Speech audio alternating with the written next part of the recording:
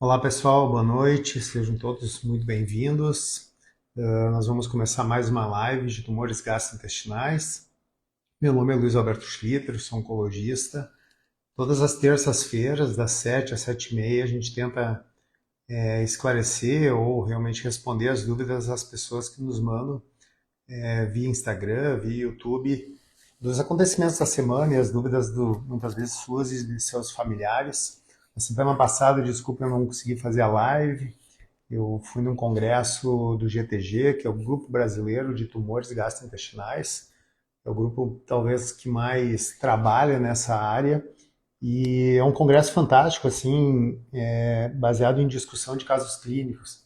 Então não é um congresso só que a gente vai assistir a aula de assuntos novos, é realmente discussão, a exposição de casos de vida real e a opinião de vários oncologistas do Brasil todo para saber o que eles fariam em situações muitas vezes difíceis, né?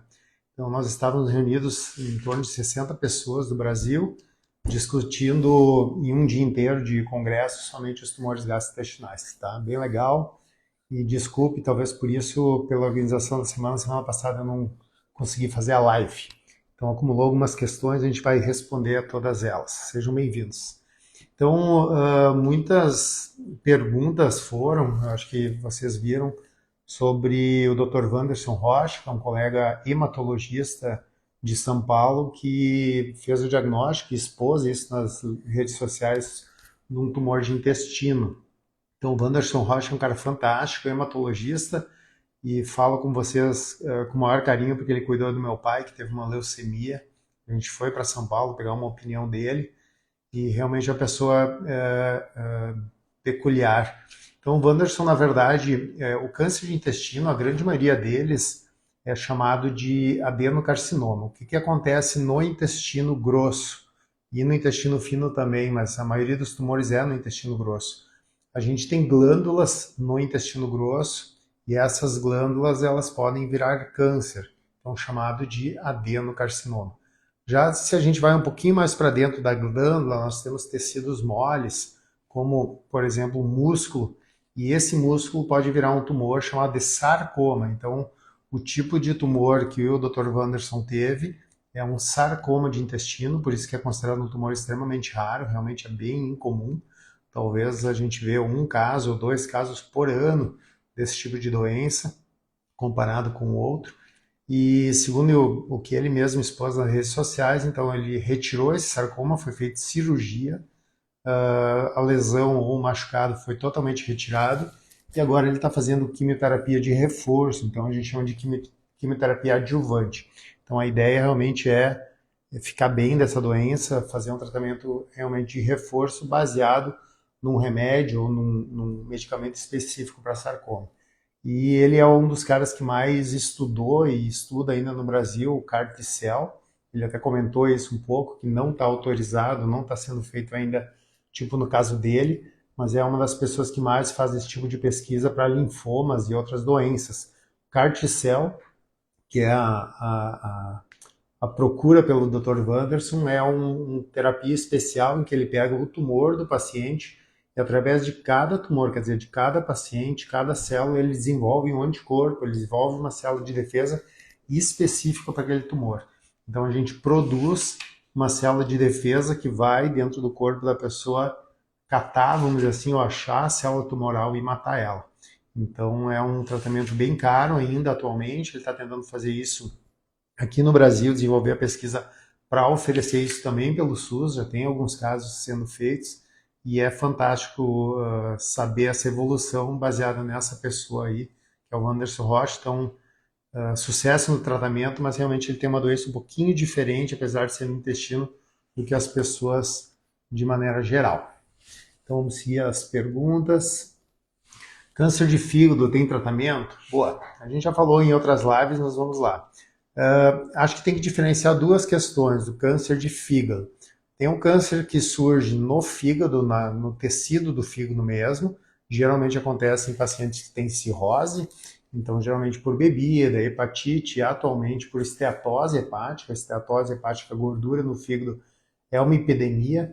Então alguma coisa que machuca o fígado, que seja hepatite, álcool, esteatose, por exemplo, causa uma doença no fígado chamada cirrose, o fígado fica duro, e através da cirrose geralmente se evolui isso para câncer. O câncer de fígado, hepatocarcinoma, então tem tratamento sim, se diagnosticado em fases iniciais ou até mesmo em fases intermediárias.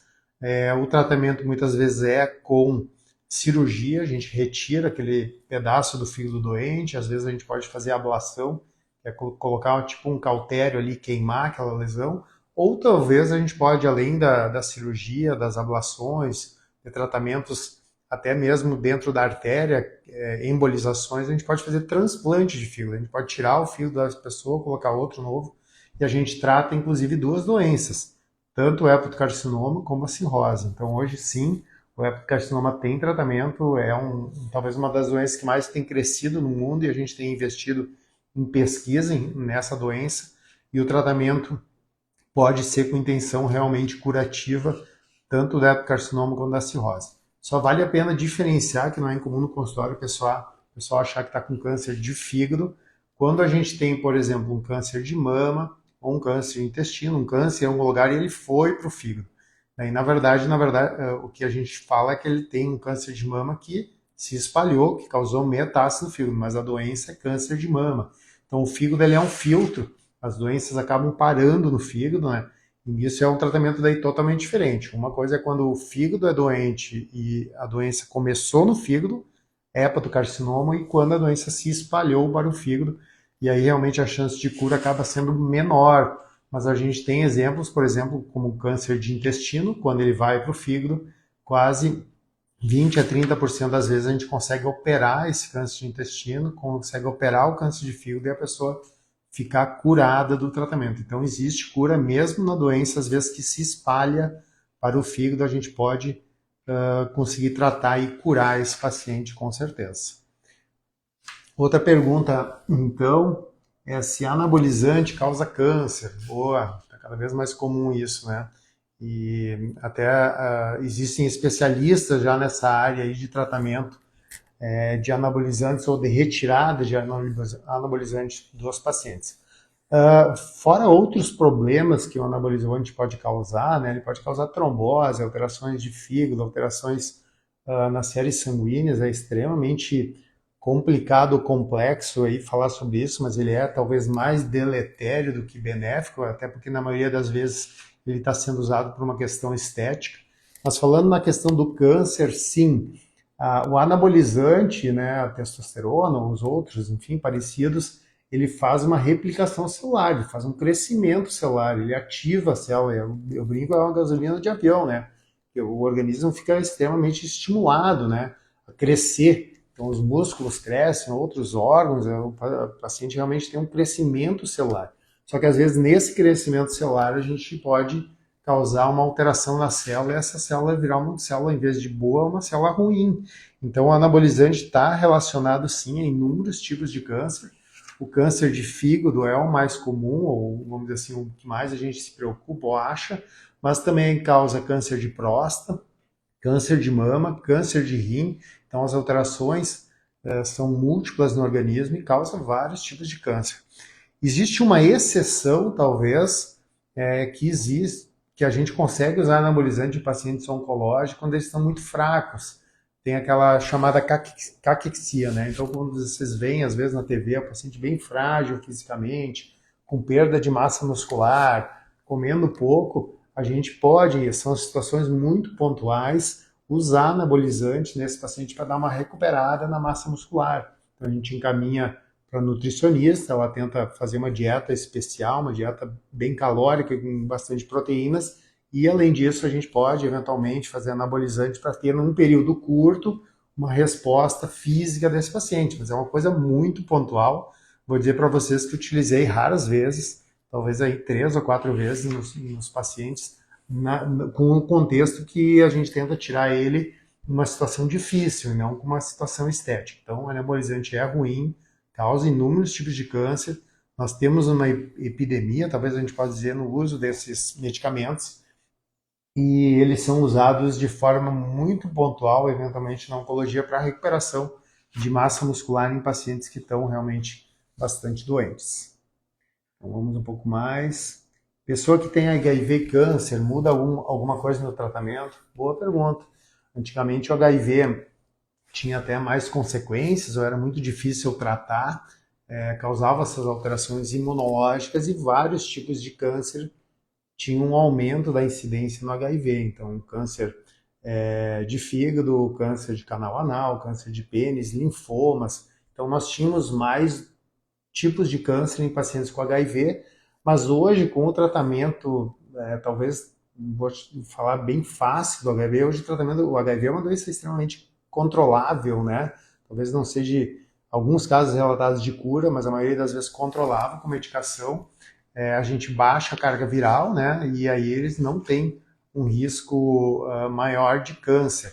Mas se o paciente com HIV tiver câncer e tiver com a carga viral ou tiver controlado esse HIV, não muda muito o tratamento segue igual, tanto a quimio pode ser feita, a radioterapia, o tratamento não muda, a gente só precisa que o paciente trate muito bem o HIV para a gente seguir o nosso tratamento.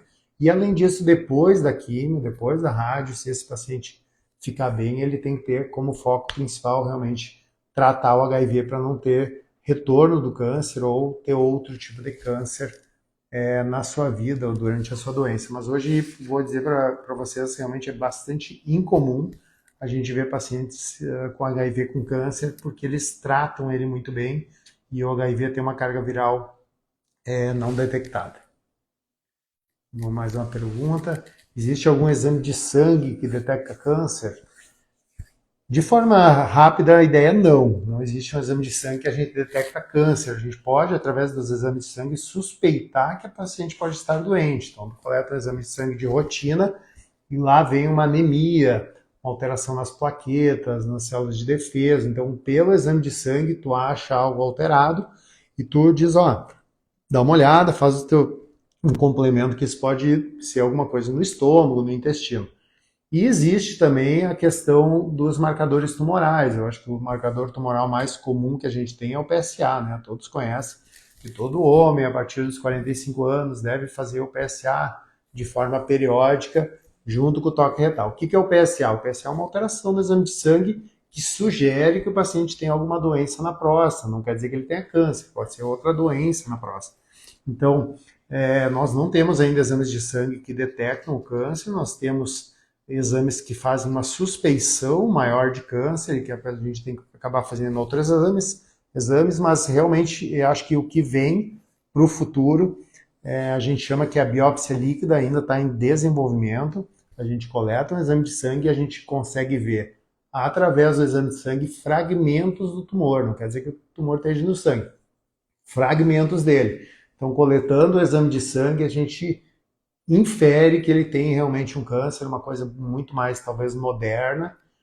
Hoje, a congruência disso, a relação do exame de sangue com a positividade, então, dele nos Estados Unidos está chegando a 85%, então a biópsia líquida está chegando a números muito interessantes, e eu acho que no futuro sim, talvez daqui a uns 10 anos, a gente tenha exames de sangue que possam ser feitos de rotina para a detecção do câncer, mas hoje a gente não tem nenhum deles ainda aprovado no Brasil nem no mundo, mas o desenvolvimento está bem legal. Então a Becker pergunta, o resultado positivo de um exame oculto nas fezes tem outro diagnóstico diferente de ser um problema sério? Boa. Atualmente, a prevenção do câncer de intestino, ela foca muito mais na colonoscopia. A colonoscopia é um exame, uma endoscopia da parte interna do intestino, que a gente consegue ver toda aquela parte, detectar não só tumor, mas principalmente tentar detectar pólipos e eventualmente serem retirados. Mas se a gente não tem condições ou eventualmente acesso à colonoscopia, tá descrito que a gente pode fazer exame de fezes, analisar elas e ver se a gente tem algum sangue oculto, algum sangue escondido, vamos dizer assim, misturado nas fezes, tá? Então, quando a gente tem o teste positivo, sempre se indica fazer uma endoscopia ou uma colonoscopia. Então, a gente olha a parte interna do estômago e também do intestino. Mas, na maioria das vezes, uma grande parte do sangue oculto pode acontecer por outros problemas e não câncer. A gente pode ter algumas varizes ou telangiectasias que sangram, Pode ser só uma alimentação que não foi feita de uma forma adequada, existe uma dieta para ser feita. Então, o paciente come muita carne, por exemplo, acaba mostrando lá nas fezes um sangue oculto positivo. Então, existem sim outros diagnósticos, que não só câncer, que causam sangue oculto. Mas todo paciente que faz o teste de fezes e o sangue oculto é positivo, vai acabar parando numa endoscopia, numa colonoscopia, com certeza, para tentar detectar não câncer ou eventualmente outra doença que causou isso. É um exame que talvez seja interessante fazer quando a gente não tem a colonoscopia. Se tiver colonoscopia, eu pessoalmente prefiro que a gente já faça direto o exame de colonoscopia, porque me parece muito mais sensato, muito mais ágil para o diagnóstico de alguma doença no intestino. Então, outra pergunta: é possível tratar o câncer de pâncreas metastático? Vamos lá. O câncer de pâncreas está cada vez mais comum, infelizmente metade dos casos de câncer de pâncreas, no diagnóstico, quando a gente acha a doença, já são numa fase avançada, já está espalhado por fígado geralmente, pulmão ou mesmo dentro da barriga, a gente chama do peritônio.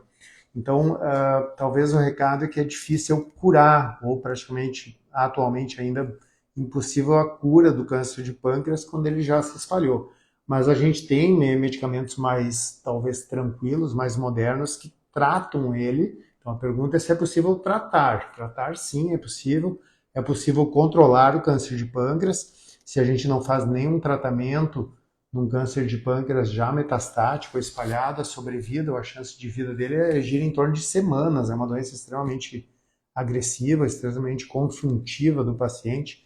E se a gente consegue fazer o tratamento de forma adequada, a gente ganha qualidade de vida, a gente tem melhora dos sintomas desses pacientes e ganha, sim, tempo de vida. Esses pacientes vivem hoje uma sobrevida em torno de 1 ano ou mais. Parece pouco ainda dentro dos números que a gente quer, mas para câncer de pâncreas a gente está levando isso cada vez mais para frente. Então é possível tratar o câncer de pâncreas avançado? Sim, merece ser tratado. Quase todos os pacientes, a não ser que não tenham uma força física adequada, vão receber ou vão ser estimulados a fazer quimioterapia, e a quimio vai trazer benefícios para esse paciente em grande parte deles. Em quase 50% dos pacientes a gente tem inclusive diminuição da doença tumoral do pâncreas. Então, vamos seguir as perguntas. O câncer tem virado uma epidemia? Boa. A ideia é que sim, a gente pode dizer que os índices de câncer estão muito elevados. Antigamente as doenças cardiovasculares, né, causavam mais doenças e mais mortalidade. Então as doenças do coração, elas eram muito mais incidentes e muito mais mortais. E, infelizmente, nos últimos anos esses números mudaram e o câncer tem se tornado aí uma doença extremamente frequente e com mais mortalidade. O INCA estima esse ano 700 mil novos casos de câncer. Então nós estamos beirando aí 1 milhão de casos por ano de câncer. Infelizmente, muitos ainda de forma avançada. E por que tem acontecido isso? Isso talvez a pergunta tem mais a ver nesse sentido. Com certeza a gente tem hoje mais diagnóstico, tem mais tomografia, ressonância, exames que fazem o diagnóstico de câncer, mas a resposta mais rápida é o envelhecimento da população. Nós temos cada vez mais pessoas com mais idade, né?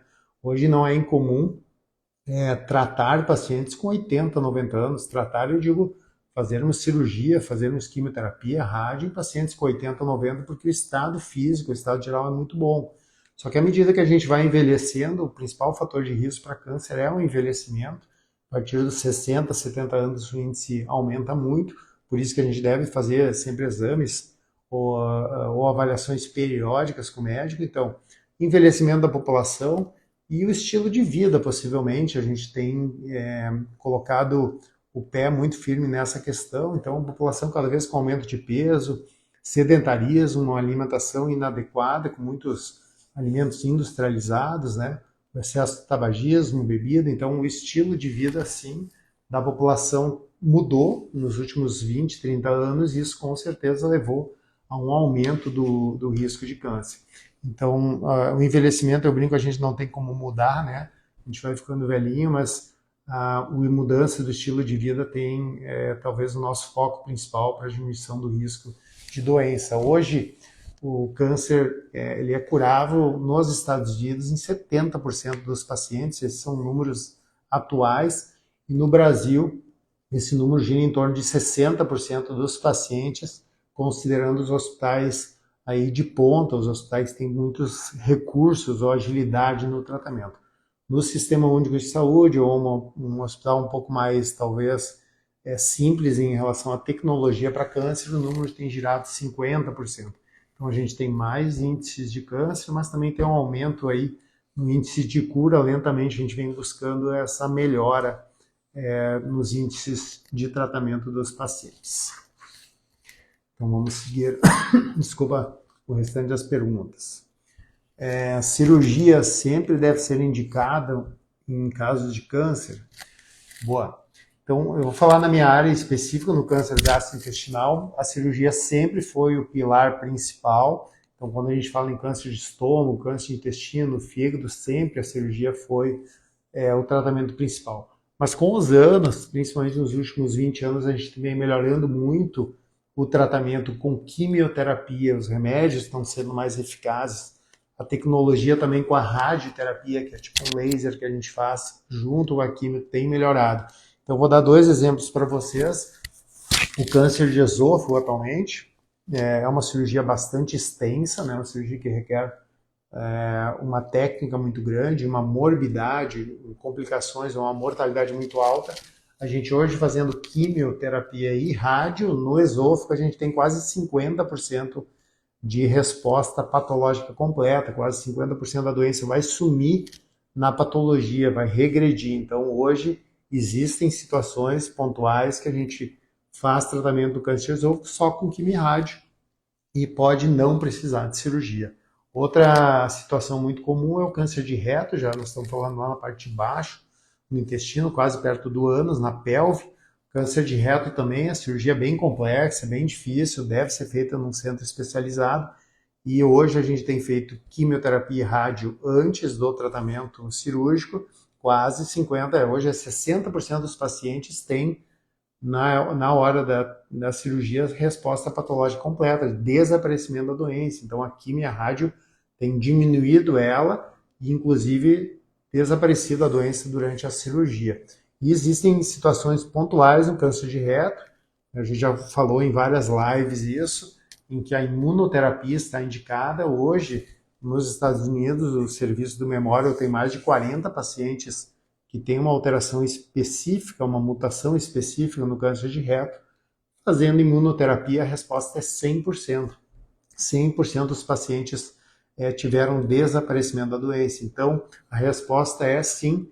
Hoje, a cirurgia sempre foi o tratamento principal, mas existe em contexto em que, em situações pontuais, câncer de esôfago, câncer de reto, por exemplo, a gente pode, eventualmente, não precisar de cirurgia. A quimio, a rádio ou a imunoterapia tem melhorado e tem transformado a evolução do câncer nessas áreas.